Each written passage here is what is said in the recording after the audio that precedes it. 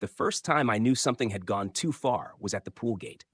My niece, Lacey, 15 and barefoot, stood clutching a damp towel across her chest while a man with a badge blocked her way. Officer Brian Hensley's voice was smug and loud enough for the kids near the diving board to stop laughing. Community rules, no exceptions, even for minors. He called it a dress code. I called it harassment. Her swimsuit was nothing but a standard one piece, modest by any measure. She looked at me with wide, embarrassed eyes. I stepped forward. I'm her guardian. Unless you're actual law enforcement, you don't get to bark orders at a child. He smirked. OA compliance is enforceable within this district. Take it up with the board if you've got a problem. I didn't flinch. I don't take it up with boards. I take it up with courtrooms, federal if necessary. The silence hung thick, but I saw his smirk falter. Finally, he stepped aside. Lacey hurried past without a word, and I walked her straight back to the car.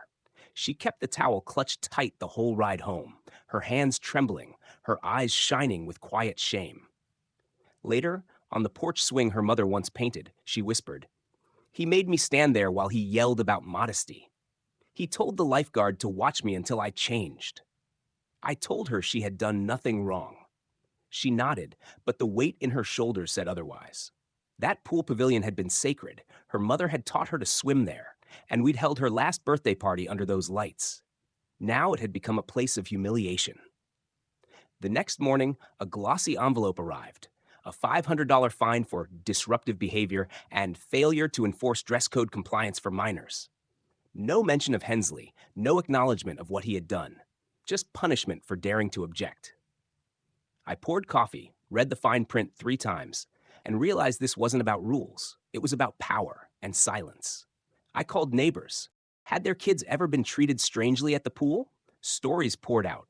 A boy punished for a t-shirt slogan, a girl sent home for bare shoulders, another told to pull up his swim trunks like a gentleman. Parents used the same words: strict, creepy, too much. None had ever filed a complaint. Most just wanted peace. But silence was exactly what the board counted on. By noon, I had 4 pages of notes.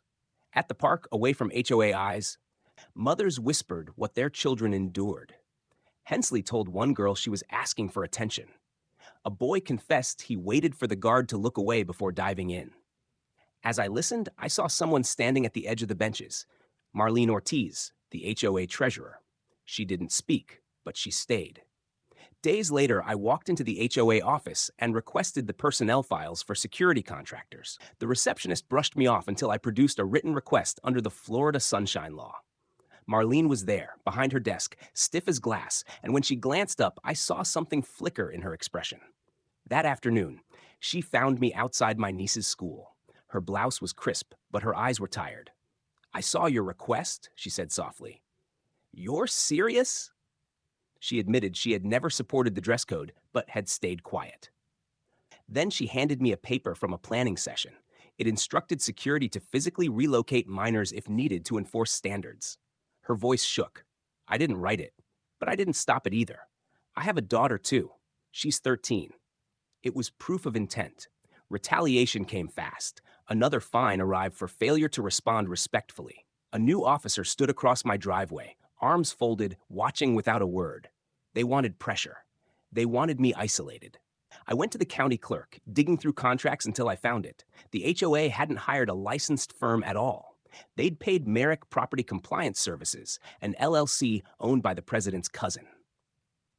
Hensley was listed as site supervisor, no credentials, no license, just a badge he could have bought online. If exposed, the HOA's liability insurance could collapse. I called Laura Jensen, an old colleague now working in state regulation. She confirmed what I feared. Unlicensed security confronting minors was a direct violation. But for action, she needed a formal complaint filed by a guardian. That meant putting Lacey's name on it. That night, I told her the truth. She listened, pencil still in her hand, sketching towers that looked like coral cities. I asked if she was ready. She looked at me steadily. "Do it. Use my name. I don't want to be scared to swim." I filled out the complaint, attaching contracts, fines, and Marlene's memo. Within a day, the Department of Regulatory Oversight confirmed a review had opened under child safety protections. The HOA scrambled. New fines appeared. Emergency meetings were called. Marlene told me they were covering tracks. Then Len, an alternate board member, handed me an old email thread. Weeks before Lacey's incident, the board had discussed Hensley's behavior. One line from Colleen, the president, burned itself into memory. Not our job to micromanage paid eyes. Keep order and move forward. They knew. They ignored it. Marlene brought more.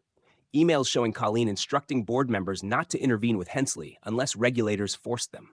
A checklist from a so-called training session in Colleen's garage, where Hensley signed his name under visual deterrence and on-site discipline without any license. And finally, a handwritten log recording 2 incidents tied to him, both dismissed by the board. It was enough to build a complete timeline.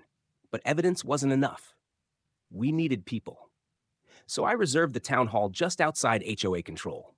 Invitations went out quietly. Parents arrived, hesitant, folding chairs in hand. I stood at the front with a binder, no microphone, no theatrics, just the truth. I told them what happened to Lacey, how children were humiliated under rules never legally enforced, how the board hid behind fake authority and silence. I showed contracts, emails, logs. Then I told them this wasn't just about children. It was about property, liability, every house in the neighborhood at risk. At first, there was silence. Then a woman stood, voice trembling.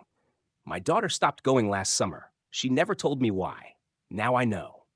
An older man described his grandson humiliated for wearing basketball shorts too low.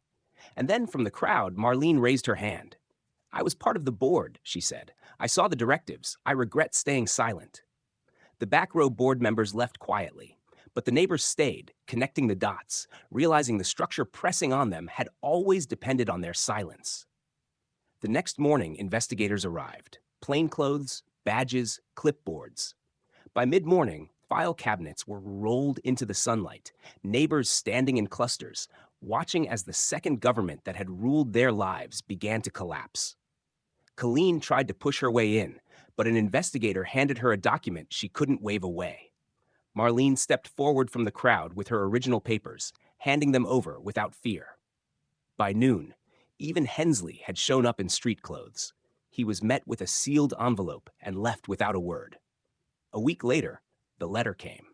Merrick Property Compliance Services was banned from operating in the state.